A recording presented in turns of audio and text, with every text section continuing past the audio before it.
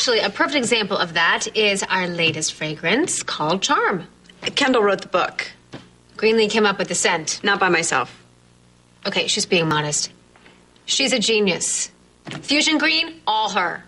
Is that right, Miss Smythe? Well, we've always wanted to make an effort to be more environmentally conscious. Yes, we're both perfect. More like too perfect. Excuse me? Oh, best friends? Sisters? They love each other, but they don't always get along. Don't you two ever disagree? Believe me. Everything really is perfect between us.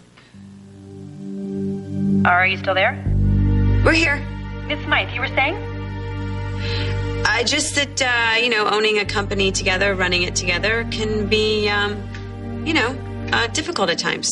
So you do fight?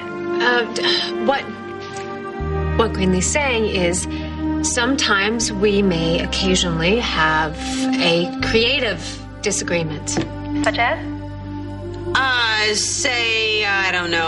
We have a new logo and Kendall approves it without telling me. That might, Make you angry. I think we're getting off topic here. Miss Smythe, I'd like to hear your answer. If Mrs. Slater were to do something behind your back, how would you respond? It was a bad example. That's not how we do things here at Fusion. What about you, Mrs. Slater? Are there instances when you lose your patience? Like Greenlee said, that's not how we work. Well, what about outside the office? I thought this article was about business. Well, it is, but when two women as close as you run a company together, don't your personal lives affect everything?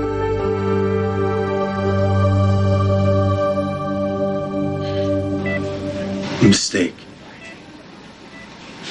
That's what you call denying a father his little girl?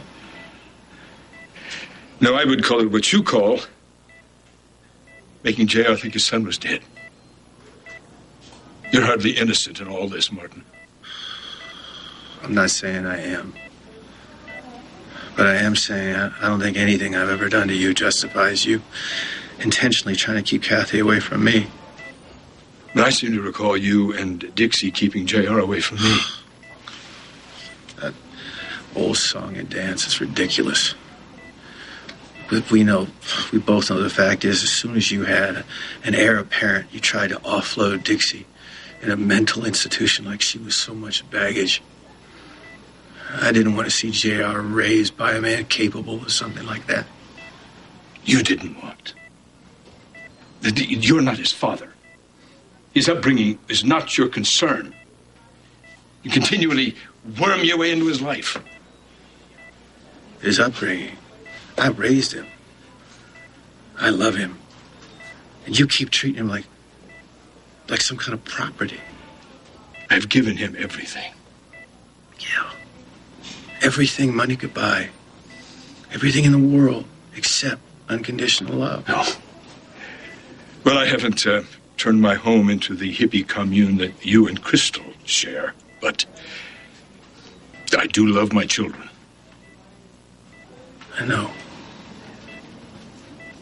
I know you do.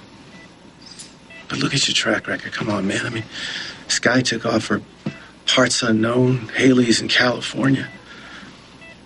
JR jumps on a tramp steamer. Liza was content to move to the middle of God only knows where to keep Colby away from you. You helped Liza kidnap my daughter. Just like you helped Babe and Jamie run off with my grandson. Again. Guilty as charged. My point is, they were all running in the same direction. And that's away from you. Okay, all right, okay. Listen. You and I could go around all day and night about all the reasons we're supposed to despise one another. I want to see the other guy dead. The fact is,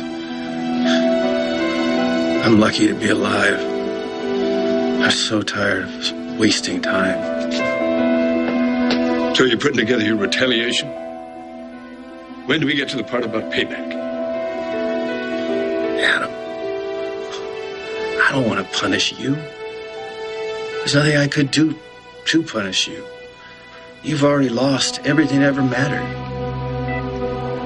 That's not so. I saw their faces. Crystal, JR? All the love and respect in their eyes gone? It'll come back. Eventually. Maybe. Maybe. But you can only push somebody away so many times before they'll stay there.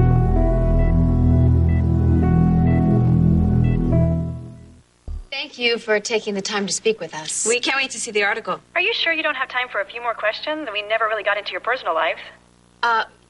We really should get back to work. Dedication, remember? So, thanks to you both for a very enlightening interview.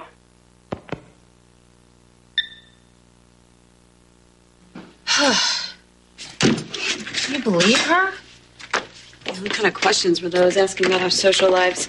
Well, ones that we were smart enough not to answer. Not truthfully, anyway. Yeah, it was weird. I was starting to feel like we were answering some gossip magazine questions. Totally. She was digging for dirt. Yeah, well, we didn't give her any. But I could have. Tons. Right. Because God forbid we ever let this go. Let's just hold on to the hate and anger until it wrecks everything we worked so hard for. You're blaming me? I'm not blaming anybody. I'm just asking when this will all be over. I don't know, Kendall. What's the time frame on getting over your best friend doing your fiancé? You want to kill me, Greenlee? Fine. But I will not let you kill Fusion. I don't think you're in a position to decide what I will and won't do. Oh, my God. What do you want, Greenlee? You want revenge? Is that what you want? You want to throw yourself at my husband so he can reject you again? I don't have to sleep with Zach. We're close enough already. I'm glad you and Zach are friends. Oh, we're way more than that. You're trying to make me believe that you had sex? Please. I'm not talking about sex. I'm talking about what happens between two people who think they're sharing their final moments on this earth. There's nothing more intimate than that.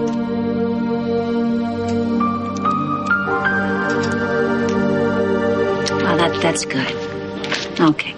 Bye-bye. Opal says Kathy's sleeping like an angel. Dr. Brantley. My little sister. Still can't believe it.